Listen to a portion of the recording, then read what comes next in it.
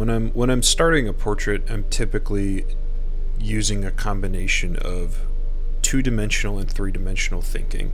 This is with almost every drawing of any subject, really, but every drawing is a two-dimensional shape, but you're representing three-dimensional form, and so you want to have a three-dimensional understanding of what you're looking at, while also using two-dimensional information to place the key aspects of the image onto the page. So it's a two-dimensional medium with three-dimensional information.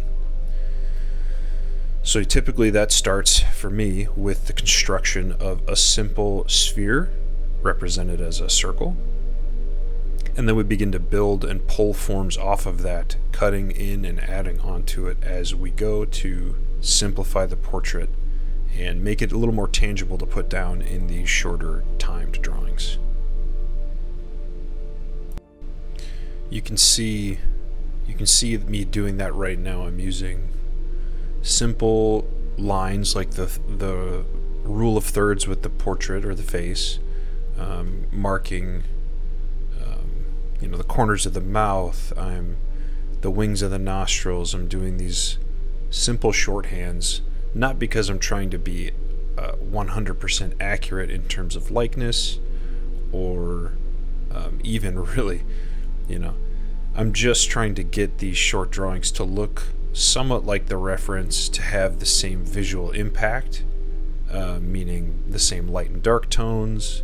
The overall construction of the structure needs to be accurate, but I'm not going for likeness. And so, because we really don't have time in these short drawings to do that, and that's actually not what the goal of these or the intention of these short drawings is. These are to practice seeing certain subsets of information, so that when you have a longer drawing, an hour plus 3 hours, 8 hours, whatever it is, however long you can really afford to put into a drawing of a portrait or anything, but particularly in this instance a portrait, when you do have, let's say, 6 hours to do a really nicely well done drawing, you know what to look for, and you've practiced seeing the key data. And I'll go over these things as we go through, but the key aspects are points of high contrast, the light and shadow, so where's the light coming from, what types of shapes of shadows is it making, how to group values properly so that you can get a two-tone read or a shadow map pattern.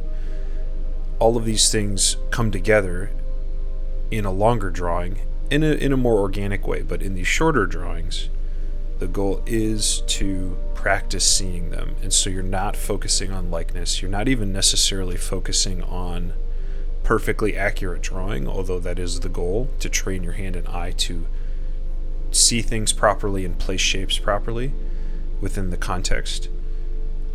But that doesn't always happen, and it's okay. It's a 5-minute drawing. That's what this particular page is 4 5-minute drawings. I usually draw in 20-minute sessions. That's how I learned at Watts Atelier, and that was the way we broke it up, so the model would have a break every 20 minutes. We'd have maybe a 3 to 5 minute break. Next drawing session, 20 minutes, and so we'd start up or warming up 4 5-minute drawings. I find that to be just the perfect amount of time to hone in on the structure, right? So in the very beginning, before we place features, before we even place shadow patterns, you want to have an understanding of the simple forms of the skull, the simple forms of the features, without any lighting information. And so that's where we get into construction and building the forms out, which there's many really good teachers that teach this information. So I'm not sure where I place in terms of that. I'm not going to play the comparison game, but Steve Michael Hampton is probably one of my biggest influences in terms of the construction method.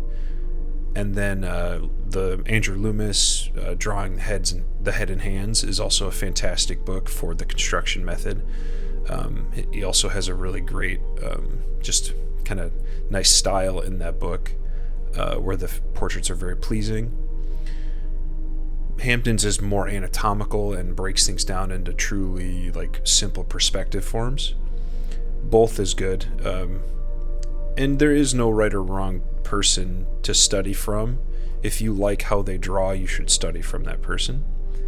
But you should learn some sort of shorthand for the simple construction of the head.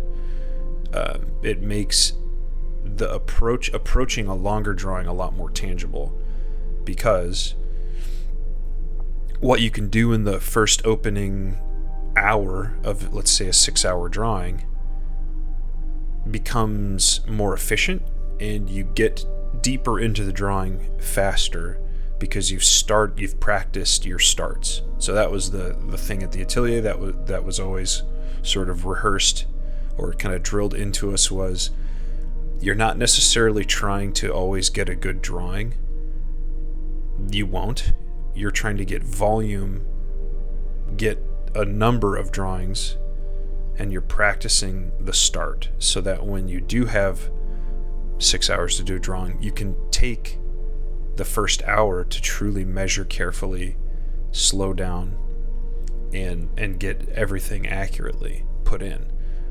And so you want to rehearse that. You want to rehearse that under some time pressure, so that when you really, really need to do something carefully, you're going to feel like if you have an hour to do the structural lay-in, because the drawing is going to be 6 hours, you're going to have all the time in the world if you're used to putting that information in the first 10 minutes. And so, again, likeness is not the goal here. Structural information, having a working knowledge of perspective, having simple shorthands for the features, and then just learning how you like to navigate the portrait is the goal. And just the enjoyment of drawing, of course, which should, if possible, always be present. Although sometimes we get in our heads about these things and can suck the fun out of this stuff. I'm guilty of that. So try not to do that. Try to enjoy just the act of drawing itself, and really just, treat it as a practice. Treat it as it truly, even if your goal is to be a professional artist and try to make your living doing this, or even just commit full-time time to it, which is its own challenge, and it's beyond money, its own challenge of just committing a full-time amount of time to it. That can be challenging. If your goal is to do that, still, if you lose the fun, and if you're not having fun, you're really killing your results, actually, because your drawings will look uninspired because you're not enjoying them.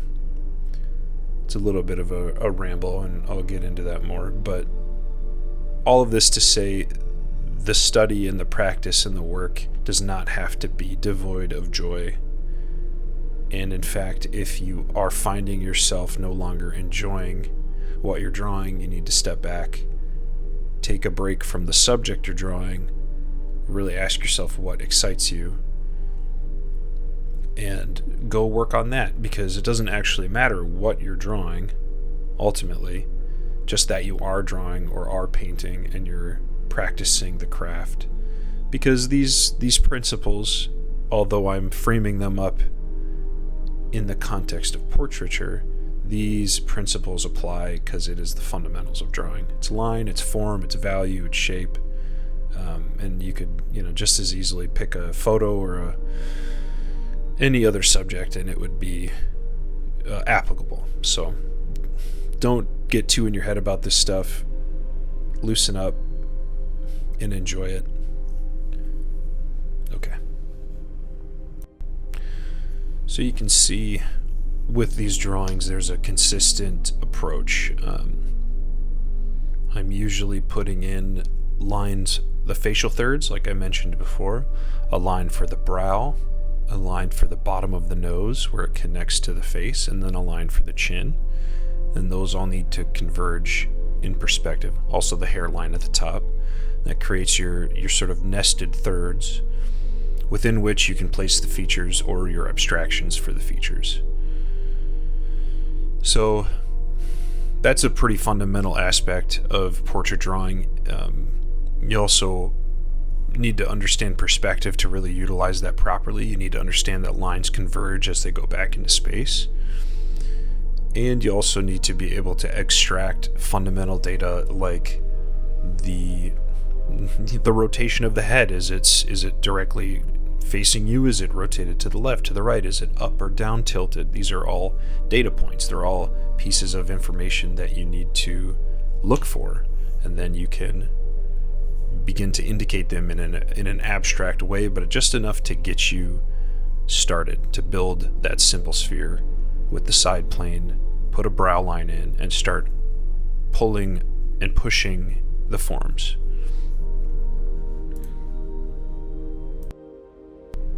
So with these 2 10-minute drawings, I'm going to attempt to just sort of narrate through it as we go.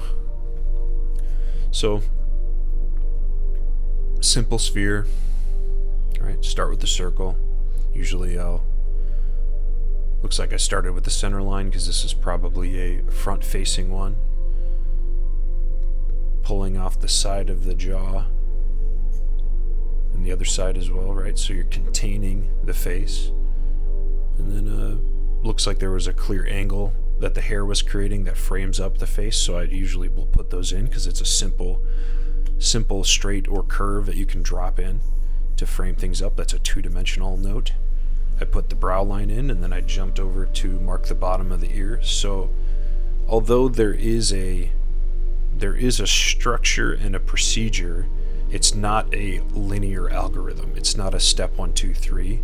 It is a look for this, then look for that, also look for this, right? It's a fuzzy algorithm, if you want to call it. If you want it to be a sort of procedure, it's non-linear. You just practice seeing certain things because every image is different, and certain things will not be visible. If her hair was in the way of the ears, we wouldn't be able to use that to determine if the face is tilted down or up. We would have to look for other cues for that. Right, so there's certain things are not going to help you in some images, and you're going to have to rely on just your 2-dimensional shape placement and then your knowledge about that subject. Every skull is more or less the same, and so once you learn it from multiple angles, you can project that or imagine it, hold it in your mind, and still navigate through as if the ear was there, as if whatever information is missing was there, seeing through the object. So her hair makes up a big chunk of this image, so I obviously put a shape in for that. And then I use my center line. I have my brow line, my bottom of my nose, my chin. There's the cheekbone lines as well, which must be pretty pronounced in this image. In the future, I'll get better about including the images so that people can either work from them, or I may in the future also just go hire a model and take some photos with different lighting scenarios and kind of build my own reference library so that I don't have to rely on other people's photography and constantly because I want to credit people, but I often just go to Pinterest and I'll just pull up a portrait that I think is nice, and sometimes it gets lost who did the photo. You may not even be able to always find it, so it would be better in the future to get my own reference. But you can see I jumped in, I marked the eyebrows on top of the brow line. I marked the sort of keystone shape of the nose, and then I started working through the eyes. And I'm usually approach the eyes as a value shape first. Some people draw the sphere or the ball of the eye in the socket. I rarely do that. I find it to be too goofy looking. I rarely made that look good. And so what I typically do is I'll mark the corner, the inner and outer corner of the eyes to just get the width of the eye shape itself within the socket. And then I will use the values of the iris, the cast shadow from the lid, and I'll just group them into a value shape. Just because this is a 10-minute drawing, we really shouldn't be spending more than maybe a minute an eye. And so that constrains us to a certain approach. And you can construct it and do a full 3-dimensional, construction of the eye, but you might not get into shadow mapping. So there is no perfect approach, as I was saying before, but we're just practicing. We're practicing what is efficient for us. That's the key, is you have to learn how to see, in general, so you have to learn how to look for certain important things, but then you also have to learn how you like to see, what jumps out to you particularly, and emphasize those things. Don't make it harder than it needs to be. If you naturally find yourself pulled to drawing a certain way, or you find a certain thing really interesting to you, explore it. Make it. Be okay with that proclivity that you have, and allow that to influence what you're drawing. Because it's natural to you. You want to work with what's natural to you while also, practicing the things that are kind of tough on you, because that's good. You want to improve. That's how we improve. But there's also, if you spend your time drawing, you'll notice certain patterns and things that come out.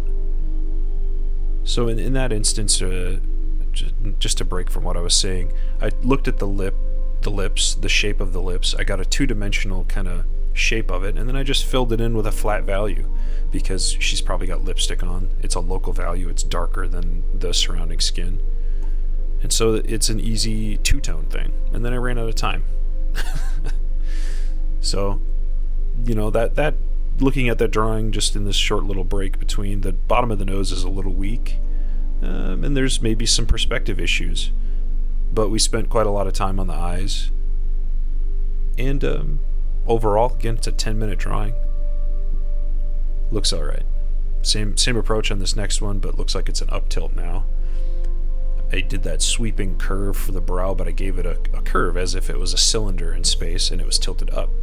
So that's, I started with a circle, but I was also thinking of it as a cylinder. And this is where the fundamentals of simple forms comes into play. Marked the facial lines, and then started plotting out points, checking the angle between the ears, putting the corners of the mouth in, looking like I'm just getting again, same thing, simple two-dimensional shape. But it's the two-dimensional shape of the lips is constrained within the perspective that I've plotted. So that's sort of this jumping between 3D and 2D. You can just draw two-dimensionally and just place shapes super accurately, or you can draw a grid and copy from a photo, and that will still get you good at drawing, like the actual act of moving your hand and the dexterity, and it takes a lot of the intuitive guesswork out of it, though. But I find that I've never really gridded. I've done it maybe 2 times in my life, and I find it to just be incredibly stale, because it removes a lot of the expressive decision making, right? When you're doing that, you're copying verbatim. And it's good for fundamentals of drawing and learning the tools and seeing value. So it can be useful in other aspects of drawing, and it's perfectly valid. But I don't find it to be that useful in you don't have the time for it in most drawings. Like I just don't have that patience to set up a grid for every single drawing. I need to be able to see the shape with my eye, drop it in by hand, and move on to the next shape.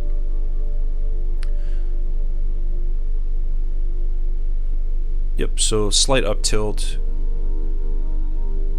I haven't done a side profile in this image or this video, but you would see that because of the up tilt, the bottom of the ears is lower than it normally would be. Normally the bottom of the ear is parallel with the bottom of the nose within that middle third, but because it's an up tilt, which we established with the brow in the very beginning of the drawing, we dropped the bottom of the ears lower, so they're more in line with like the top lip, right? So these little things are structural information that you eventually kind of intuitively pick up and know what to look for, and you get your cue. You get those cues in like right away. In the beginning, when you're first learning how to draw a portrait and you don't even understand perspective that well, you're not going to notice those things, and your drawing will drift. You may accidentally get something in the proper perspective, but it will be a little wonky, or something will be scaled incorrectly, so the one eye will be too big, and things drift on you.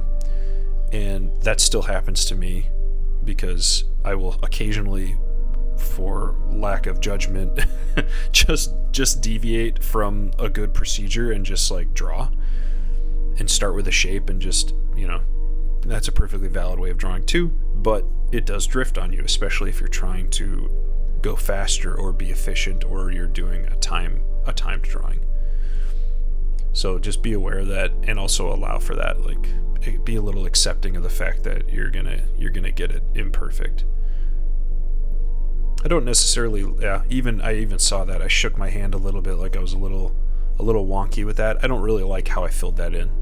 I think it would have been better served to just map the core shadow, leave the fill out for the 10 minutes of the drawing, and focus on other information. Because when you do, this is a little snippet for efficiency, when you're doing a timed drawing, you can map the shadows. We learned this at the atelier. You can map the shadows, and then during the break, you can fill the shadow shapes in. If you map that shape clearly enough, and you define the boundaries between light and dark, it will look three-dimensional even without the shadow filled in, because your eye still cues into the fact that that's a core shadow. And then you can fill it in during the break when the model's taking a break, or, you know, at a later time, instead of hastily filling it in, which is kind of what I did. You might like the streaks in the shadow fill, you might not, but there were many different ways I could have done that, and I sort of wasn't so sure about that. So, but I think that's about it. It's just a little dialogue to walk you through some of my thought process. Hopefully it was valuable. If you like what I'm doing, I will keep trying to do these. I'll keep, basically just filming my drawing sessions and adding little tidbits of info. And then we'll see where it goes. Anyway, thank you for watching.